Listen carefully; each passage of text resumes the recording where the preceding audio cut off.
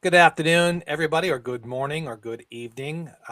This is John Ronaldo. I'm with Hassan, and he's coming from us from Montreal. I'm in the Philadelphia area, and our other guests, the other two, should be arriving hopefully within a couple minutes or so. But we decided to pop on and start talking about this project that we're working on.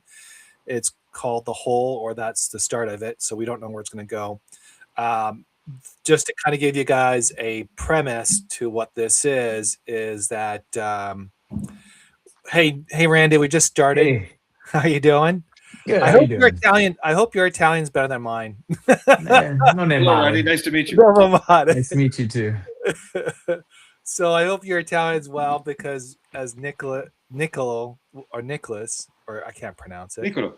Nicolo will be coming here shortly. So, and I was just giving the audience a little bit of just the start of it is that this is about the regions of Veneto, Trevisano, all that area there where the Jews were happened to when the occupation from the Germans came, they were trying to find a way to get out of there, and because they were trying to ship them to the concentration camps and so forth.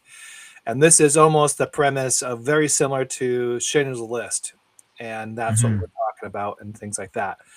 But as we start going through this, how about we start introductions? Randy, let's talk about you and your role in this and how you know you're president of the Italian club and all that. Oh, we just got Nicolo coming in. Hey, Nicolo, how you doing? Good. Good. So we just started to talk about just introducing each other. So let's start with Randy.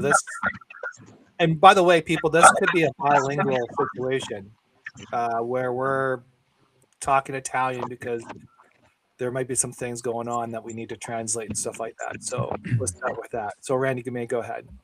Okay, so Randy Ronaldo from Vancouver, more specifically Burnaby. My dad was born in my dad was born in Fossalta Maggiore di Chiarano in Treviso, but my grandparents were born in Carenati, San Zenone delle Ezzolini in Treviso. They immigrated to Fossalta Maggiore for more opportunity. That was immigration back then, was to move 45 minutes east. Um, I am the president of the Italian Cultural Center, and in Vancouver. It's probably one of the largest Italian cultural centers in North America. And I grew up in the system of all the Italian regional societies and banquets and events and picnics and whether it's the Trevisani or the Calabrese or the Alpini societies. I've been surrounded by it my whole life, and I go to Italy every year. And we have a home in Nervesa della Battaglia, which is a famous World War One town, and our home is flanks right off the Piave, and we Where go is there that? often. Where is the home exactly? It's not in San Zanone, right? It's a little. No, it's about 40 minutes, 30 minutes. It's in the Montello, and the Montello's where some of the biggest battles happened. One of the most famous being where Francesco Baracca did his battles and where he went down. And Francesco's famous for the symbol that was on his plane, which was Cavallino Rampante. It was a horse. I don't even know how to say it in English, but horse on its 2 feet. Anyway, it's the emblem of Ferrari. It was To be the pressing horse. Oh, we have an issue with your mic, buddy. Maybe Nicole, you can enter from coming back from. for it. Randy, the word is Randy. Nicolo non ci sente bene col tuo audio. È un po' No, non so come you can dire, enter ma from phone. Yes, you can connect from the phone. Yes. yeah, meglio così forse. I got to start. And saying, anyway, that's my story. I don't know how much more you want to hear, but No, Yeah, I love our history, and I love this kind of stuff, and that's why I do what I do. And I'm a realtor by trade, and but I love our nonprofit cultural center. I also founded the Vancouver Italians Instagram and Facebook page, Okay. and we put out a lot of stuff regarding everything Italian here in Vancouver. That's Gotcha. nice. Well, we just found out that we're related. It goes Yeah. back to the 1700s almost, I think. Mhm. I think that's how far it went. And Yeah. but just to let you know, my family always said you're never related to them. Well, we are. we So, definitely are because we could see the bloodlines, and that was yes. interesting to find. So Yeah. this, So yeah, I've been spending years on my family tree on Jenny.com. I sent you an invite as well to join yes, to take over your profile. And once you do, you can start taking over the tree as if it was your own, gotcha. and start filling in all the gaps and all the information. And yeah, what's neat about it is it explains exactly how we're related, who we're related through, and what technically what the term is. And so we're fourth cousins, Yeah, um, yeah. which is Excuse me, interesting. Randy. Yeah. Excuse me, Randy. How does that work? That the site that you were talking about. Do you input yourself the information that you have, or does it find it for you? Everything. No, you do it all yourself. Of course, if you want to pay for the higher Premium. tier level, just use the free version. But Okay. then it starts connecting dots with other trees, and then you can merge the trees and stuff. Right.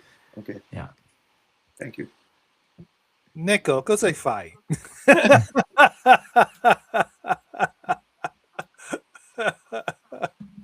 Ti sei ubriaco?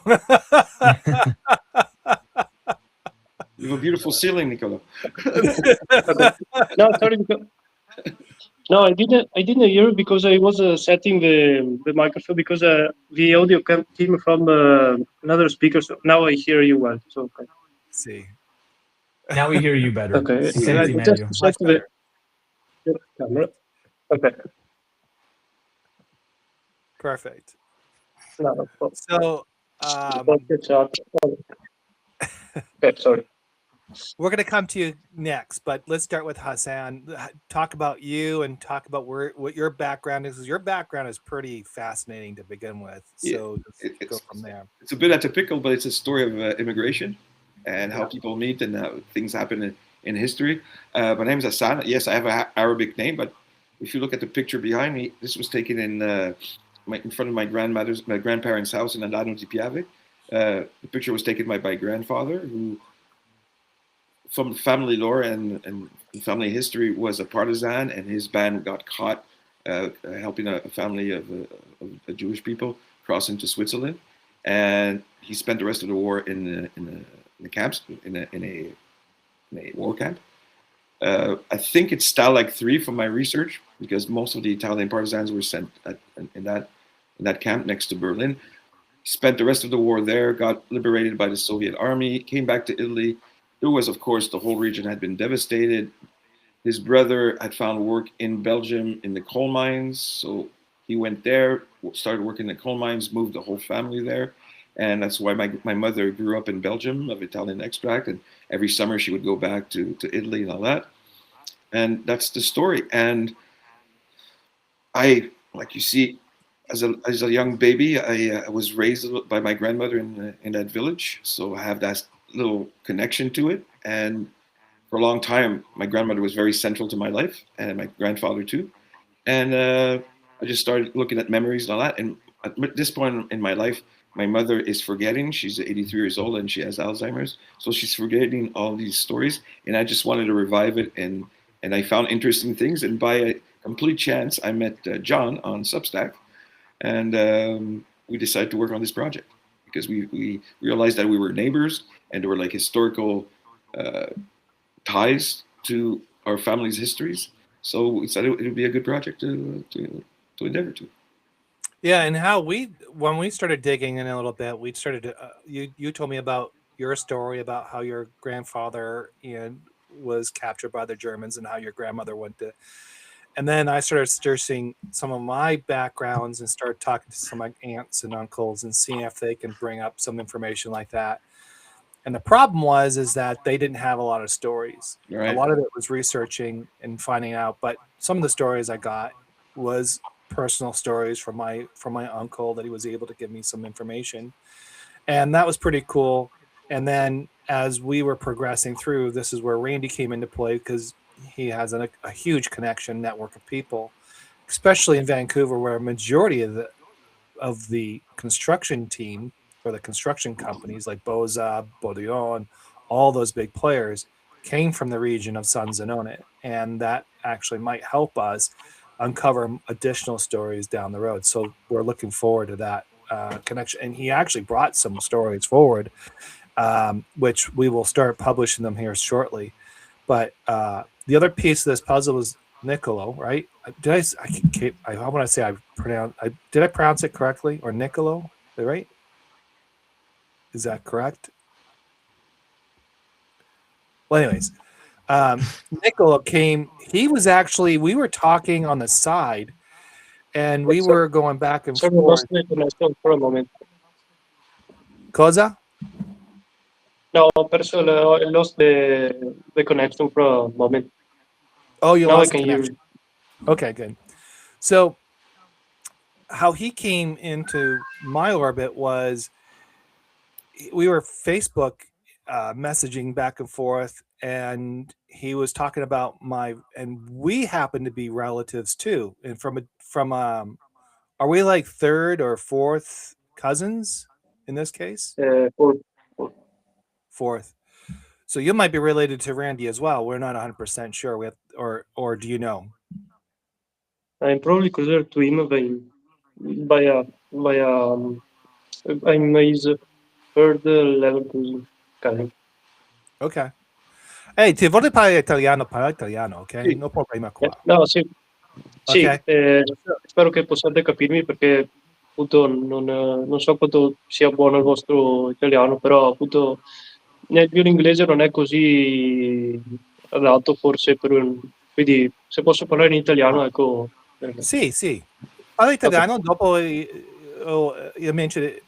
I'll translate it in English. How's that? Okay. Or we'll try to translate it in English. Or Right. Randy will translate it to English. Okay. One of us will. Okay? Problema? No problema. Sì. Okay. Tutto a posto. Tutto posto. Okay. Tutto puito. Tutto piuto. Now that's the Trevisano language. Tutto posto or tutto pito? Because how do you say it Tutto again? puito. Tutto pito. Okay. Ecco qua. Yeah, actually, that the Trevisano language I always thought it was a beautiful language. I love it because it has a lot of French, it has a lot of German, it has a lot of Spanish, and a majority of it's Latin. From my research. Now, my mom's from the South, which has a completely different dialect completely. And I don't know if you guys are aware of this, like 400 different dialects in Italy. Mm-hmm. And going down south, that's more Arabic. I'm more in the Hassan's world, where the Arabics are. So, the roots of civilization. In my mother's area, it's Portuguese influence. Like in the dialetto of the village, chair is a carrega, which is the Portuguese word for chair. Gotcha. So let's talk more about the project and how much. Hassan's got some more research about the area. You want to talk about that? Well, it's more about the region of my family, less of Treviso, but more of Belluno and the partisan bands that were working there. And from what I've found in the research is Treviso was like a launching pad or a staging area for evacuations, be it Jewish families or downed pilots or escaped prisoners or soldiers getting away from the draft. And it would be sent up north, where the partisan groups would take them and then cross them into the west through the mountain passes to be able to go towards Switzerland. So there was a lot of a lot of action between the two regions, a lot of exchanges. Interestingly enough, they actually used fire signals to signal each other where caches were, where food was in mountain huts, where things like that. It would send messages with fire, with lighting torches, which is very interesting. I found all kinds of, there was like on TV, there's the SAS program, Rogue Heroes, big things that they attacked a German airfield in Libya. Well, I learned of a 19-year-old Italian, a little bit west of our region. Him and his band attacked a Luftwaffe airbase by themselves also, but it's nowhere in the history books. And I think there's a lot of forgotten history of things that happened during the occupation of that part of Italy that is very interesting. And the more I research it, the more interesting it becomes, actually. But it was very interesting. The word I saw a lot about the connection between Treviso and Belluno was a hinge. It was like a hinge because the whole routes went west, because north is Austria and Germany, so that was not the desired direction. So, but they would cross them towards the west through the mountain passes and the gorges, and there were battles and lots of battles between partisan groups and either fascist Italian troops or German troops. So with that, I mean, Randy, when you talk about when you go visit, is that like, why don't the people in that area talk about that region or about the Second World War? I mean, that's some of the things that we're facing. Like the research that we're doing, Hassan and I, it's very sporadic and very difficult to get. Why do you think that period of time that they're not talking about that as much? Not sure. I mean, they don't volunteer it, I suppose. But if I ask all the time, and they are always willing to tell me what they know. My father, for example, when he was a kid, my father was born in 1938, so I imagine the early 40s. He had two German soldiers come to his house for dinner every night because they had no choice. There was a camp out back, and I guess the soldiers had sponsored families or families that had to accept them into their home and to feed them. And I don't know how long that went on for, but the last night they came to them crying, saying, well, this is the last time we're going to see each other because we're going to the front and where we're going to die. And there's all sorts of stories like that from our relatives and family in Italy. And it's incredible stuff to think of what they've experienced, and they're still alive. They're still here today. This isn't like talking about the Romans. This happened in people's lifetimes. It's incredible. My aunt, in her small town there, when she goes to turn the garden every spring, she finds shell casings. She has a whole jar of them, and I have a couple here as well. It's stuff you don't find in Vancouver when you're in the garden. Or Montreal.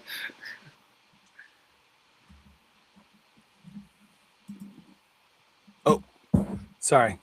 I was having some technical difficulties here, so I was trying to fix some things. If I may, just yeah. Also, one thing I found in my research was the incredible important role of women during the resistance during the German occupation. Women were a central part of organizing the resistance. The men did a lot of battles, but the women were very, very involved. Because it was a patriarchal society, women were not seen as dangerous or things, so they were used as, they call them staffette. They were used as messengers, couriers. They would bring messages to groups. They would cross checkpoints and lines, and they would organize. A lot of them were organizers and central figures in the civilian resistance, in the armed groups, they call, across the breadth of northern Italy. From the west in Turin to Milan to the east in the Adriatic coast. It was really women who were a central part of the organization of the resistance movement. So, Niccolo, I'm going to parlare italiano, ma scusami italiano, non proprio bene questi anni qua. So, dicimi, dentro l'Italia, dentro il Veneto, Trevisano, perché la guerra non parlare tanto? Perché non c'era molto information, come dice? Perché it's difficile, capisce cosa ha fatto, perché tante parenti o tante le persone ha fatto tanto, heroes, ha fatto coraggio, così. Perché non sai tanto parlare per cosa ha fatto durante la guerra? Sì, si sente bene? Sì, Parlo? sì. Sì. Ok. Credo che sia, innanzitutto bisogna tenere presente che ci sono stati due diverse fazioni, quindi una parte dei discendenti, ecco, delle famiglie che sono state coinvolte potrebbero essere anche state fasciste, quindi probabilmente qualcuno non vuole parlarne per quel motivo. E di quelli invece delle famiglie insomma che erano o partigiani o comunque legate alla resistenza, diciamo che adesso ultimamente molti sono anche, quasi tutti quelli che sono vissuti all'epoca sono morti. I loro figli sicuramente hanno dei ricordi di qualcosa che gli raccontavano i loro genitori, però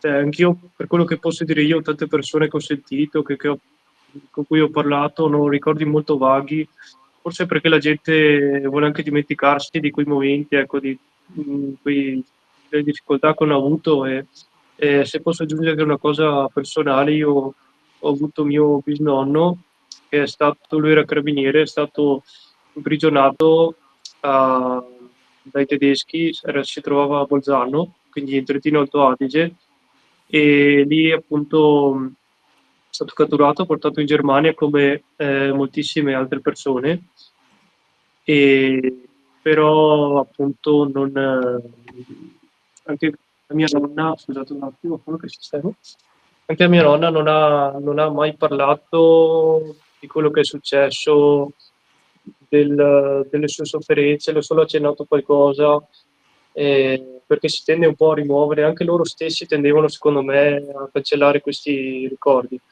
E molte cose per questo motivo sono state perdute. E anche io me ne rammarico spesso perché tante cose, tante informazioni che potremmo avere sono perse per sempre. Quello che si può cercare sono i documenti o dalle poche cose che sono rimaste, ma sì, è un po' difficile. So basically, I'm going to try to translate it. I'm going to try and net it down. So it wasn't talked about it back then because it wasn't, from what I understand. Randy, help me understand this. Was it more of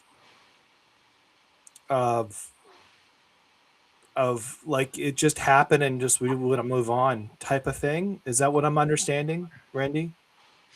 It was like normal life back then, and it Right. was just like, okay, this happened, let's move on because Right. we got to feed our families. And they, Italians really know how to put their head down and just get to work and move on. I mean, That's true. you think of the immigrant class that came here. They didn't come here looking for handouts and you know complaining about racism or whatever. They just got to work.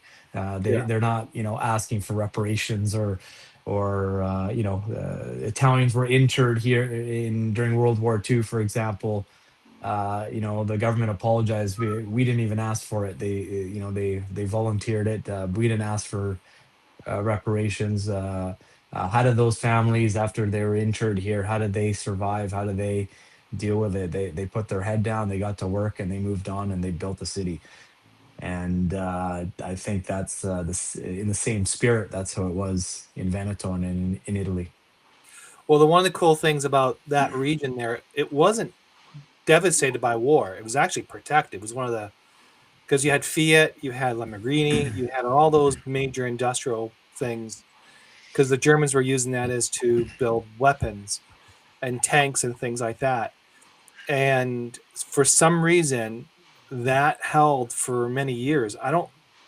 But from what I was told from my dad growing up, he said it was very devastating, and it was really hard to find jobs, and it was really hard to buy milk, and because they, butcher a lot of, there was a lot of things, like the livestocks were down, the farms were destroyed. It was very hard to really make a living, and that was one of the reasons why he left that area to come out here. And it took almost 15 years or so, maybe 20 years, to really to bring it back to life. I mean, even that region was very devastated for the most part for a long time. I think 20 plus years. Is that similar to what you guys are understanding it too? For sure. I mean, Treviso itself, they thought Mussolini was there, and it was bombarded. And you can still see the pictures there in Treviso outside Piazza Signori. Yeah, it was quite devastated. Over 1,000 people, I believe, were killed. Which an old nonna once told me, who she lived, blocks away from where this happened. She goes, what's with all these people that are depressed? I grew up where 2,000 people were killed a block away from me, and I did okay, and which I thought was kind of funny. But there's remnants of the war everywhere. Everywhere you drive in Italy, especially in Veneto and Treviso, every corner there is some sort of monument commemorating World War One. Or there's damage or something from World War II. 5 minutes from our house there in Nervesa della Battaglia in the Montello, close to the Piave, the tranchi are still there, the trenches. It's the caves where they would shoot from, they're all there still. It's incredible stuff. Alano di Piave, where my grandparents are from, in World War One, it was devastated by Austrian artillery fire. The only thing that was left standing was the church. So yeah, like you said, Randy, it's everywhere from World War One to World War II. The trenches. My personal take is, I think after the Second World War, Italy was, of course, under reconstruction and was trying to get back on its feet after 45 years of fascism, and then all those years of war, and the war in Ethiopia and the Balkans, and all these armies and Italians all scattered all across Eastern and Western Europe. And I think, like you, Randy, said, people just decided to move on. Like my grandfather went to work in the coal mines, 800 meters underground in Belgium.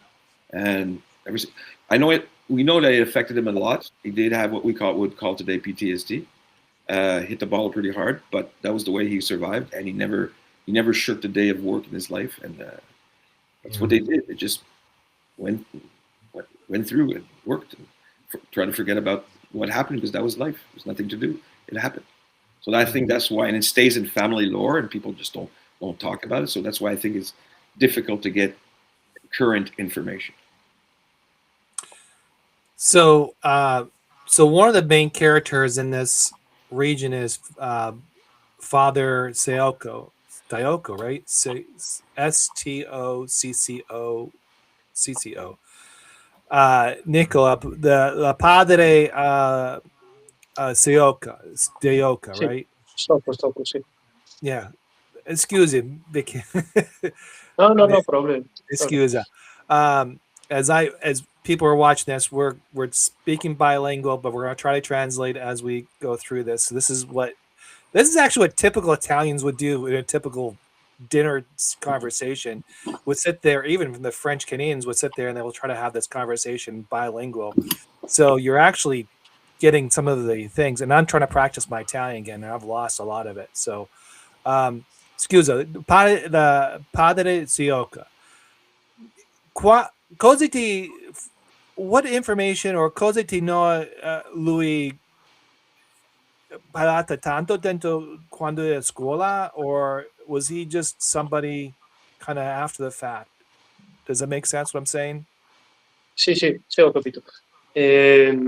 Allora, di Monsignor Stocco, allora sinceramente io, per quello che posso dire io, anche a scuola, quindi alle scuole medie e scuole superiori, si tende di più a studiare, diciamo, a livello livello più generale, quindi la storia proprio locale della Resistenza si fa poco, cioè si fa più su approfondimenti, anche questo è un peccato, si va più su ricerche o lavori di gruppo dove si va un po' a approfondire queste figure, però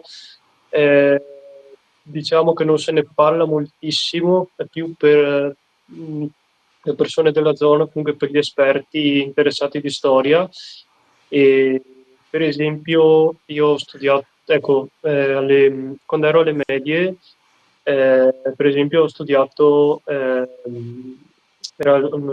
mi sfugge il nome, Primo Visentin, che era un capo di una squadra dei partigiani che ha operato qui nella zona, e che tra l'altro viene anche ricordato perché ha fatto saltare in aria il ponte vecchio di Bassano del Grappa perché non passassero i tedeschi, e che viene ricordato col nome di Masaccio, che era il suo nome da combattimento, diciamo, di battaglia. E, e appunto poi è stato ucciso in circostanze ancora non sono state ben definite dalla storiografia, è stato ucciso proprio negli ultimi giorni della guerra dopo l'insurrezione generale.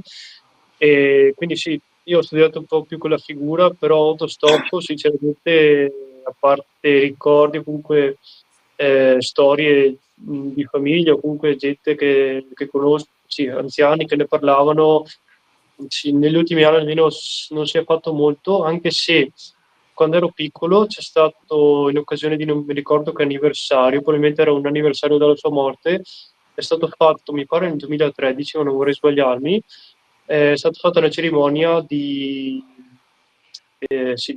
diciamo una celebrazione in suo ricordo. È anche stata intitolata una via, quella via che da San Zerone va dalla chiesa verso il cimitero, si chiama proprio via Monsignor Rodostocco in suo ricordo.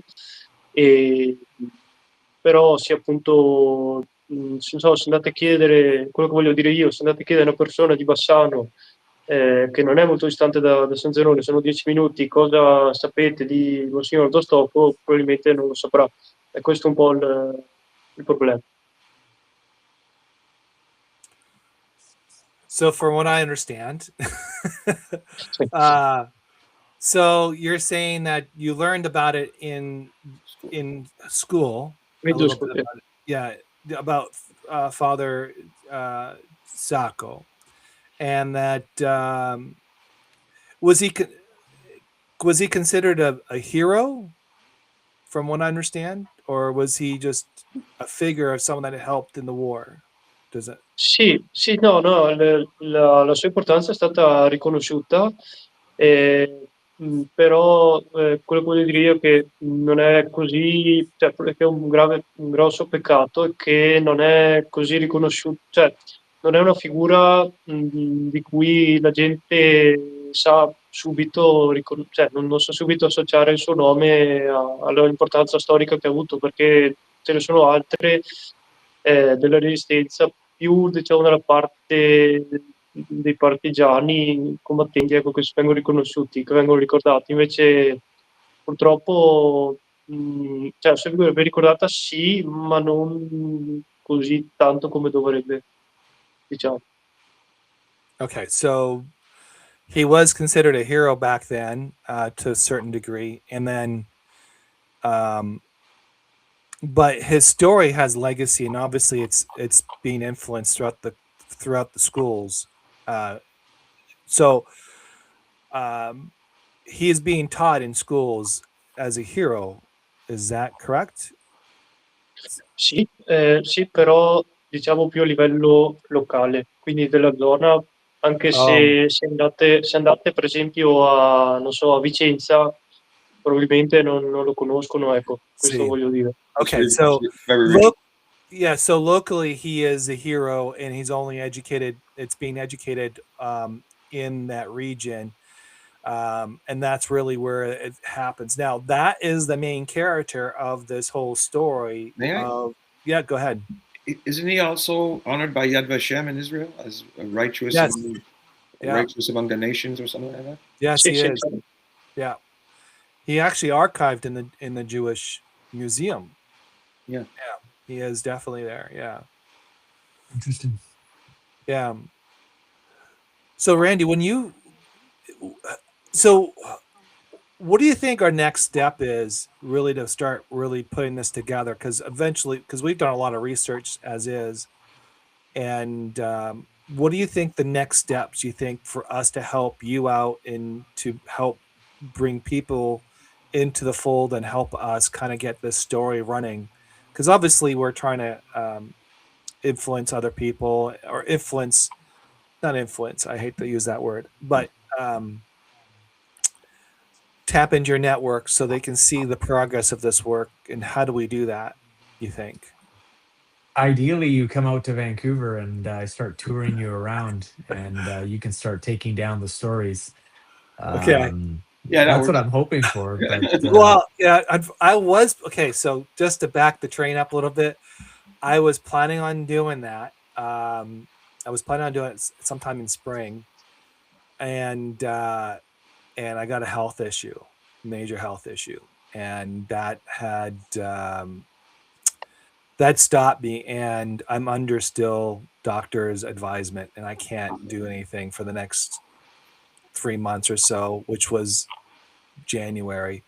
So I'm hoping by May I'm a little bit more free to do what I need to do, but they're saying not until June of some time. So that's where I'm at with that. So I still plan on coming out to Vancouver. I just don't know when. But yes, that was the intention. So yes. I'm always up for Okay. Vancouver, Randy. So yes, Well, we want to fly out to Vancouver and we want to do the interviews. We want to talk to people. But in your community, like you, the Italian Cultural Center has that. When you talk about it, is there excitement about it? What's the feed from the people? yeah, we got a 50-person staff at Town Cultural Center, and I've spoken to my executive director about this, and he loves this kind of stuff too. We have a museum there, a curator that would also be interested to get on board. I actually went to the Trevisani nel Mondo AGM last Sunday, and which, by the way, the largest Trevisani nel Mondo chapter is here in Vancouver. And so I went to the AGM and I spoke on the subject, and I did have someone reach out to me. I just got to find some time to go sit down with them. And Okay. but again, ideally, I'd love if you were there. But maybe we can do a FaceTime or something, Yeah. and you can jot down the notes, and we'll get going on it. But Yeah. Definitely. everyone has some stories. That's the interesting thing. You just got to ask. So. Yeah, my suggestion to anyone listening is, if your parents or grandparents are still alive, set up a camera, sit down with them, ask them a bunch of questions, and get it all recorded, because there's some incredible stories out there, and you don't want them to go with them when they pass. It's true. Exactly. My one of my projects is actually to go and do some field research myself. Go over there in the region and talk to my family, my cousins, and all that. See if I can get some stories, things that they heard about. Pull out some documents from the commune over there, and dig a little bit deeper with the historical societies that are based over there, also in the Veneto region. That is a project that I'd really like to do, and I'm working towards being able to take at least a month vacation to be able to do some pre-field work, and then maybe if it goes better, do some really deep field work over there. Right.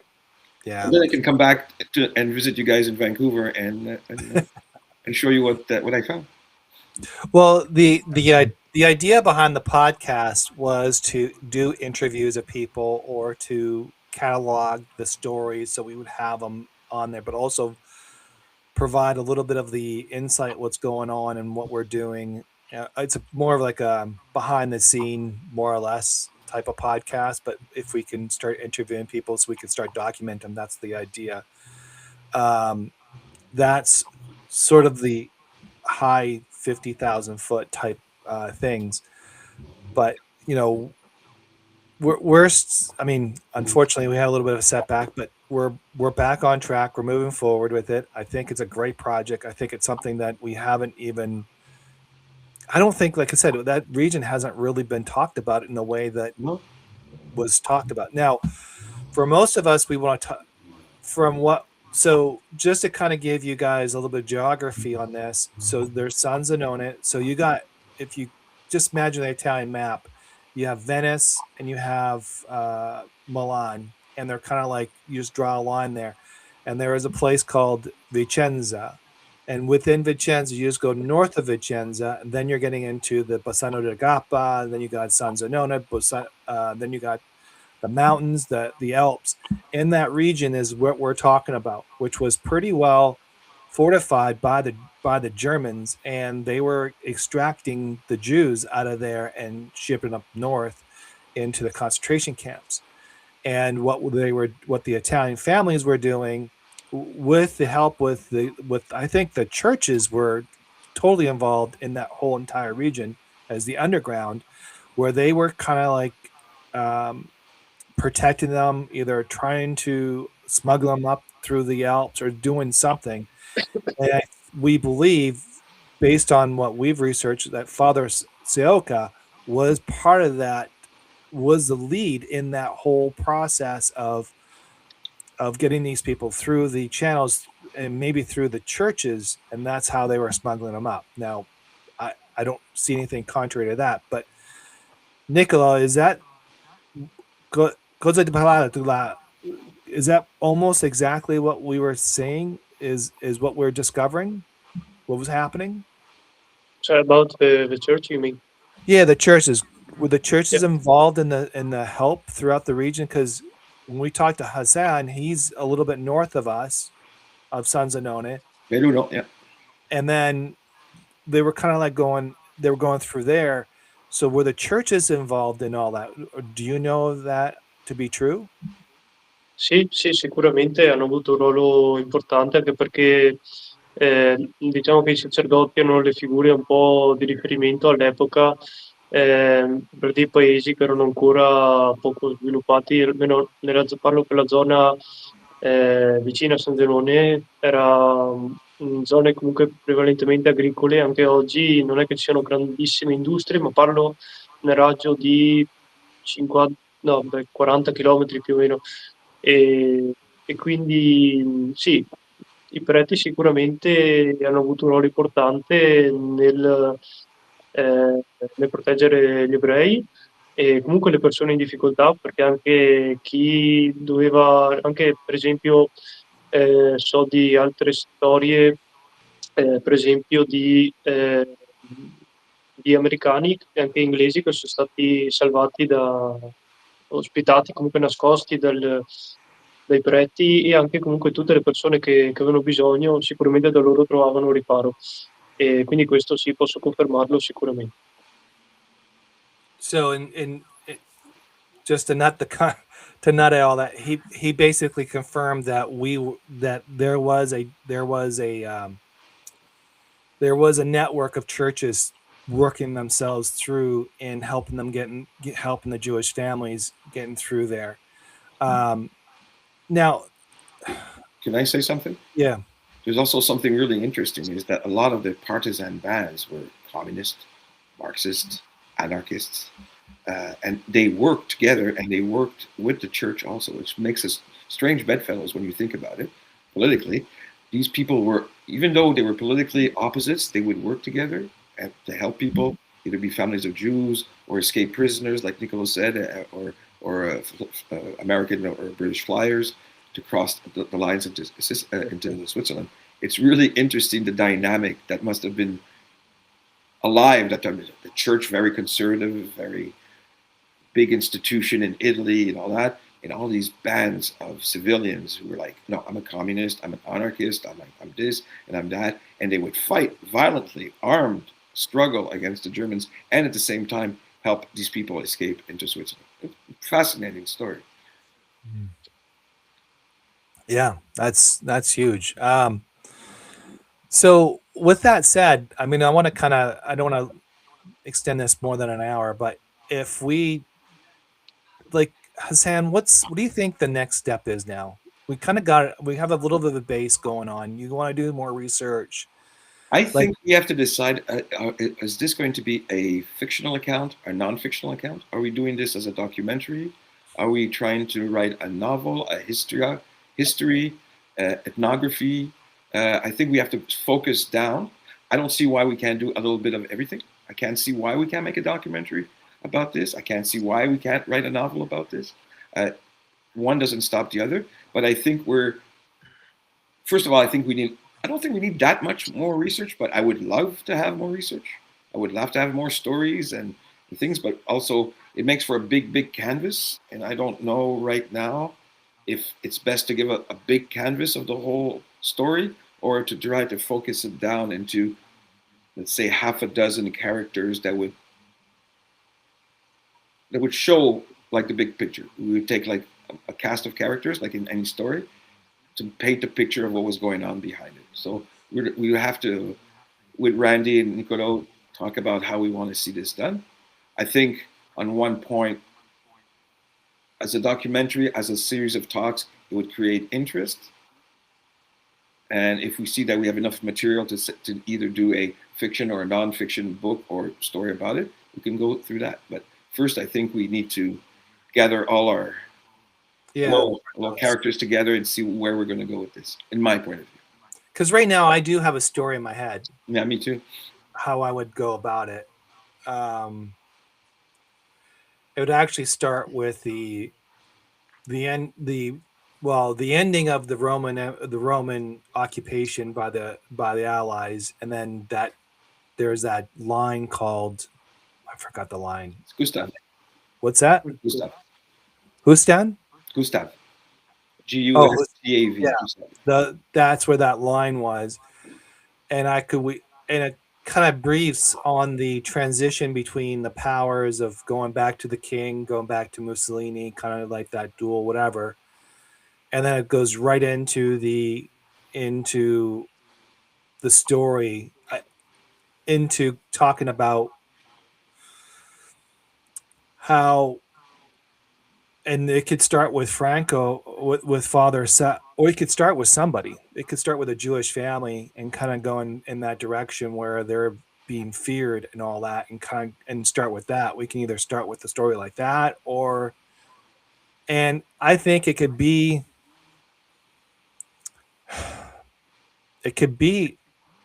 not a documentary, but it could be a very factual book. Yeah, it could be. It doesn't have to be 100. I wouldn't say 100%. Maybe it's 90% accuracy because we're using personal stories, and then maybe a little bit ad lib, historical fiction. So there we go with that. Is that something that I'm referring to you, Andy. Randy? Is that something that your community in Vancouver? Do you think that would be something that? Would they want it more documentary, or they would want it more of a storytelling? I think a storytelling of the most realistic and factual story possible. Keep it as real as possible, but a story within that of what happened. I think that's what people would. That's what I would like to see. And I think they would like to see that too. And there's so many people from that region here. I think there'd be a lot of interest in it. Can I ask a question? Mm-hmm. In Treviso, is polenta a staple? Absolutely. So I found polenta. I found a very interesting detail. They would make big vats of polenta, and they would hide messages and sometimes even weapons in the of polenta. So I thought, what an amazing hook to start a story with polenta. That would be, yeah. It's a staple. Would be good, actually. It's a staple, and now it's in some cooking circles in North America. It's coming back. It's coming back to cuisines now to do polenta. Well, that was all they could afford to eat back then. Exactly, that's polenta, all. Yeah. That and some wild mushrooms. And now it's like a special delicacy. Exactly, and. Let's not talk about the history of polenta because I went that rabbit hole, and my God, it was the staple before pasta. It was the staple all across the peninsula, the Italian peninsula. Yeah. It was rabbit and red sauce. Yes, mushrooms. Yeah. Mushrooms. Yeah. Depending on what you had. Yeah. It's one of my first memories is my grandfather cutting a big block of polenta with a wire. It's one of my first memories in that house behind me. So yeah, I thought that was an interesting hook to start with polenta. Polenta. And it would bring, I think it would bring a lot of people also because it's a staple, right? Well, yeah, no, that'd be. We can always. You know what? Yeah, We we can could just actually. we're just We can entwine that story if we can find out. Is that factually proven that they were using polenta to cover? Like, so just for those I saw, audience, I saw some Italian. I was on Italian sites, websites about the history of the partisan actions in that region, and yeah, the polenta story was there. That's where I found it. you know, if we can reference it, then we can call it factual. So that's Right? all that matters, right? Yeah, that's an interest. So people that don't understand what polenta is like. Grits for all American friends. Grits. Grits. Yeah, it's grits, but what it does, it forms into a solid, like almost like a cheese block type thing, and it's yellow. And what the Italians use it as a substitute to pasta because obviously because of what's going on there. It was a cheap way to making food and a fast way to feed your family. And they would use sometimes rabbit. In my family, it was rabbit, and they use red sauce and then you kind of like put it together and you eat it that way. It's now turned into a cuisine where it's being used as breakfast. You have eggs and polenta. You can have this. You can have cheese on it. There's a whole bunch of things, and it's evolving how it is today. So, one of the things I was thinking about is there. Obviously, we're trying to document this. That's one thing, and we're using Substack to post all these stories. You're doing it on your Substack, and I'm using my Substack, and I still haven't figured out how to tie those together. But Nicolo, with in Italia,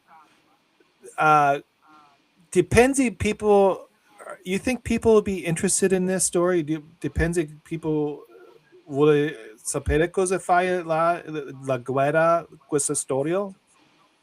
Sì, sicuramente e credo che possano anche loro dare un contributo importante se ne troviamo, ma sicuramente allargando il pubblico qualcuno salterà fuori. Sì, anche perché per noi è anche una cosa che ci riguarda profondamente, perché è parte del nostro passato, quindi sicuramente potrà interessare a loro. You know, I'm really mad. I used to speak really good Italian. Now I struggle with it. Holy smokes! When I lived in Europe for about a year, I used to learn German, Italian, and now it's just I can barely speak them. I understand a little bit of it, but not as well. I understand a majority of it, but I don't. Yeah, it's very tough. So Also for me, I mean, I understand you when you talk, but actually my speaking level isn't so. Also because I have a very strong accent, a dialect accent, so see, it complicates everything. But yeah, no, Well, I not got for me. these. For me, and Nicolo, your English is 100 times better than my Italian. And I understand what Yeah. you said. So Exactly. I first of all, on my part, grazie mille grazie for everything you've done, Yes. for the paperwork and all that. Amazing. Thank you so much, Nicola. Very appreciated. And if I do come to Italy, I would like to meet you in person, if it's possible, one day. Next year, hopefully. I would like Yeah. to. Just to give him some major kudos, he broke through a lot of our research, especially on the Ronaldo's tree. He actually was able to help us out there and confirm a couple things. He's actually taken pictures of my grandfather and my grandmother's pictures of their burial sites that I haven't seen in almost 20 years, if not almost 25 years now.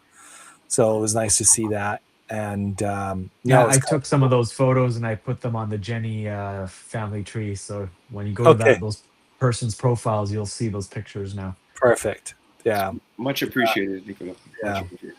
No, thank you. And he's been researching for us when we needed people out there in Italy, which has been good. And he's been kind of like he jumped in this like it's been great. So I appreciate it. So I guess the next step is really to kind of like narrow down our. Let me just say this: I do think we have a book. We can put a book together and start writing writing the storyline and kind of getting a draft together, which I think we started doing that, but I think we can go back and start to work through that. But I also think there's a way to make a documentary, like an actual documentary of our discoveries. And this is where I think the podcast can come in with the videos, where we can start using them as chopping the segments up and start talking the story about it and kind of like following through. Obviously, we kind of want the personal stories, and we have to figure those out. Nicolo, ti pensi quando ti parenti o ti nonno o ti cugini così, ti pensi che storia là che possa are you able to get stories for us out there and maybe share it with us when you talk to your parent, like to your ancestors and your uncles and zeals? Do you think there's ways to pull some more information from you in that way? Sicuramente posso chiedere almeno di quelle informazioni che ho io. La mia famiglia non è stata, diciamo, attiva nella resistenza, più che altro perché sono stati praticamente tutti prigionieri, perché sono stati catturati o dagli americani o dai tedeschi. Quindi le storie di famiglia che ho io, o anche, no, in realtà anche altri erano già morti all'epoca della resistenza. Quindi per la mia famiglia, ecco, diciamo che sono più storie legate alle storie di prigionia, ecco. E per quello sì. Invece per quanto riguarda la storia locale, ecco, io non ho molto da dire, ma sicuramente posso chiedere in giro a gente che conosco se hanno parenti o Grazie. qualcosa che possono sapere. Yeah, grazie. Yeah, tanto. Yeah, that'll be very, very helpful for us, especially as so what Hassan and I want to do is when we build out these storylines, we kind of need to get we can get some personal stories that will help the chapter out. For example, if we get into it just helps build the narrative along the way, and it builds more credibility as we can get more. And Nicola, it doesn't have to be firsthand. It could be secondhand. It could be like someone told you a story about something. It doesn't have to be like factual. It just needs to be like, because we can look it up and see if that happened. We can research it and see if if that was true or not. But those stories, I think, would help with Hassan, if that's true. Those stories will help build out this book, right? Yeah, and flesh it out. Yeah, because it would actually put more credence to the whole thing, right? Right. Yeah. Okay. My original idea is always, for me, like how big ideas and big events affected ordinary people. Yeah. When you talk about fascism and democracy and communism and all these big isms, how do they affect ordinary people, us, you and me, our grandparents? How did a world war that killed tens of millions of people affect people in our family? What was their reality of all these big events? How did it affect them? And well, technically, Hassan, what you just said there, it's just not, I think this could be a 2-part story. Mm-hmm. And then just thinking about this, like, for example, we have the first part of the story about the effect of what you just said, like the devastation, the political things, the war, all that stuff. And then there's a second story that I don't think we've even talked about it, which I'm just now going to just throw it out there. It's the aftermath. Like, that region lost a lot of talented people, and they left that region because they didn't have the economics to stay there. They were forced to leave. Yes, but at the same time, today they're one of the richest regions in Italy. Yeah. Yes, they are. But that's because, well, it's the industrial part, right? But I think because when people left, it left a vacuum. It did leave a vacuum for a while, yes. And that vacuum took time to build up, and those who stayed were much younger, I would say. Because my dad was 78 when he passed, and he came here when he was like 19, 20 years old. Well, when I say here, Vancouver. So, I mean, think about it. His talent left, and a lot of his brothers, and I'm talking about brothers, like neighbors, like the the Borneon Boza, all those guys, and then there's more of those families that left were the older children, because a lot of them had like 7 to 10 children at best. So the older ones left and the younger ones stayed, and I think they became well due because they didn't have to share a lot, I think, at the time. It's the same as with like on my grandfather's side, my grandparents, that they moved to Belgium. Today, the descendants of those miners are in the government in Belgium. In that area, a lot of the villages, a lot of the towns have Italian mayors with Italian-sounding names. There are more Belgian with Italian-sounding names in Parliament. It's because of this diaspora that went into southern Belgium, and they, like you said, they didn't go back to Italy. They stayed there. They raised their families. They went to school. They became Belgians, but with Italian surnames and family names. And it was Italy's loss just at some point. Yeah. So there is there's another book out of this, I think, or another I think so, documentary. What do you think, Randy? Has that been talked about before? Or, I mean, I use you as an expert because my uncle in Italy said that there was more people in his town of Chiarano in the 70s than there are today. That's how many people left. And one thing that's really blows me away is if you were to add up all the wealth creation from the Veneti who immigrated to here in North America and in Australia, I mean, it would probably add up to the GDP of a small country. They've been wildly successful. When you go to any downtown core, a lot of it was built by people from Veneto, from Treviso. Yeah. But you couldn't say that about New York. That was more Sicily, I would say. Yeah, in New York, I would say was more early 1900s, late 1800s. Montreal's the same. Here in Vancouver. Montreal's people from Campobasso, basically. Vancouver's pretty new. We're the final frontier, Northwest. From what I heard, a lot of people from the Veneto also went to South America, Brazil and Argentina. Lots. Brazil, yeah. In Mexico, there's a town that speaks exclusively Veneto dialect, and Brazil as well. Yeah.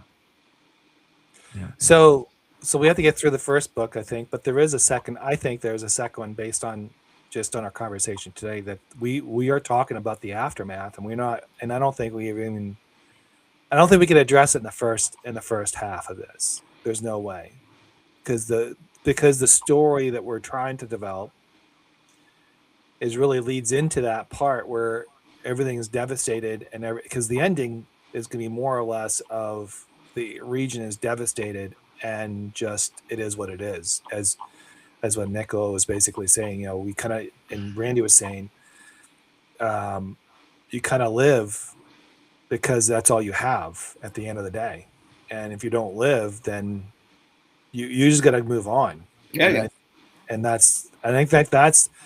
I think that's the underline of the whole story. You just got to move on. Yeah, that's the theme. Those guys were tough as nails, man. Yes, hard men. My dad, my uncles, their fingers were the size of sausages. Like, they were tough guys. And they worked 24/7. Yeah. Well, and then when they spanked you, it was a different story. Oh, yeah. Yeah. So I think we're in a. Do you think we're in a good shape here, or do we need to flesh things out? What do we need to? I intend the next. I don't want to do deadlines because I have a few things in professional life that are in movement right now, are evolving. But I would like to send you, Randy, and John, and Nicolo. I'm going to send you a start of something I have in mind about how to start the story on my side. Okay, so it'll be something I'll write, maybe a chapter, maybe less, and I'll send it to you guys. And we can start from there. See if you like the way I'm going through, and if you see a way to incorporate it in the way you want to tell your story also. Does that sound like a plan to you? Well, just hang on. Like, are we talking about combine the stories together, right? One way or Well, another. we're two both different writers, right? So we Yeah, yeah. have to find a way to work together. So I'm going to try to send you something the way I see things. Okay. And I'll send it to you guys, and then we can commit. We can talk about it. We can brainstorm. You can send me stuff that you're thinking of writing. We'll try to figure something out how we're going to creatively put this down on either digital form, paper form, written form, whatever we have decided. I think we have to get a script out. That's one thing. Yeah. Just a rough script. Let's just hammer it out. A narrative, how we're going to write this. Yeah. And then this is how I work. Let's just hammer it out. Let's get a draft out, and then that way, once it's done, at least we have some type of format to work off of, and then we can start playing with the words, the sentences, the chapters. We won't have to rewrite something because we found something. Many times. Yeah, this project is not going to be, and then we might miss a story that we should have put that in there. I mean, there could be some stuff. Hey, Nicola, ti scriva? Like, puoi scrivere. Può scrivere, sì, diciamo che sì, bisognerebbe tradurre, cioè se scrivo direttamente in inglese sarebbe un po' più complicato. No, puoi traducere. Italiano. Sì, in una maniera o nell'altra, sì, posso. Sì. Ti posso fare a storio, like a story, like you can write a story? Sì, basta sapere di che cosa. Okay. Ecco, quello. Okay. Perché why not you submit some? Perché non fate scriva, and perché non metti dentro? How about you submit as well, and you can maybe we can all come together and write something together. How's that? Yeah, absolutely cooperative project. Yeah, absolutely. Yeah, and then that way, because that I can, I want to, kind of give him credit for a lot of things he's doing. So maybe that may be cool. Yeah, and yeah. That'd be kind of neat to get it from his perspective, to be honest. Yeah. Because there might be some things that we just don't know. Absolutely, yeah. Sure, there's a lot of things we don't know. Well, especially they study it in his region about the Father Stoico. That'd be kind of cool. Is there a statue of him? Do we know? I think. No, c'è nulla. Okay. È solo una via intitolata, ma no. Okay. You know the one thing, Randy, I was like, when he was sending me pictures of the memorials in San Zenone, there wasn't many Italians in the Second World War that perished or named. Do you know why? It's well, there's a lot of First World War monuments, and I believe the reason is that Mussolini wanted a lot of these monuments to promote nationalism and pride. And probably the reason why there aren't too many World War II monuments, because we were on the wrong side of history there. And maybe there were a lot of deaths, but we don't know. But actually, no, I think, there were probably more deaths during World War I, fighting off the Austrians and fighting for independence. And it kind of also created like the geography of Italy, because, I mean, de facto, that part of Italy was part of the Austrian Empire. Absolutely, yeah. So totally different. And I mean, a lot of history is talking about the Western Front and the fields of Flanders and all that. But some of the most intense battles of the First World War, and the craziest, because 1 kilometer high up in the mountains in the Alto Adige, these two armies would like shoot at each other. You can visit, if you go up in the Alto Adige, you can actually visit some of the battle stations where these Italians and the Austrians would shoot at each other. Yeah, Monte Grappa. Yeah, Monte Grappa, straight down cliffs, and it's insane that they would do that in wintertime. But it's also and there's remnants of all this everywhere. It's known in Italy, but it's not known very much in the Western world about those feat of arms that the Italian army did. Yeah. If you watch Captain Corelli's Mandolin, you can see that the Italians weren't really. I don't think they were terribly interested in fighting that war, World War Not II. really, no. Second World War, no, not at all. No. All right. Well, I think we're in a good spot. I think Yeah. so just to kind of let you guys, just the audience know, what we do is we communicate through WhatsApp because that's the best way we can communicate, and we do use Google Docs as a way to store documents. And we're inviting you in this process because we believe that we will be transparent, and also show you people on Substack what writers go through to kind of build a book or kind of go through a documentary or try to do something. And this is the painful part of the process of getting an understanding, getting things together, trying to collaborate. And I do want to thank Randy. I know you're a busy man, and thank you for making your time today. I totally appreciate it. I know it's like 10 o'clock your time, or now 2 o'clock your time. And I know there's soccer and other things you got to do today. So thank you very much. And Nico, grazie tanto. Okay. He was a little worried to come on because he felt like he can't speak English well, and I encouraged him to come on. And I said, "Don't worry about it. We'll figure it out." No, cosa pensi? Pensi everything fatto ok o cosa? Tutto a posto? Sì, Okay. sì, sì, Andato bene. so trovato Tutto bene. Okay, good. All right. And then Hassan and I, thank you, Hassan. Like, he's been my partner on this journey, and it's been very.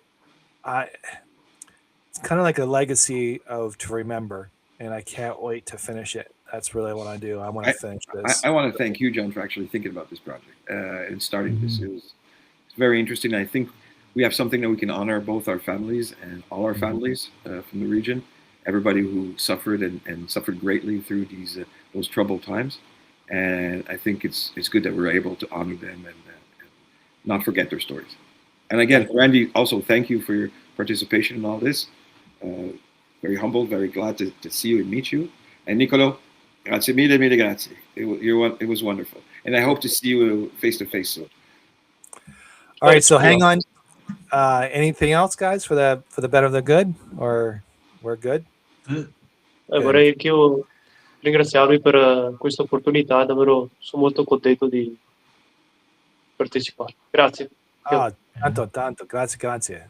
Okay, and it's 8 o'clock his time in Italy, so this is kind of cool. On a Saturday. On a Saturday. No, sono le 7.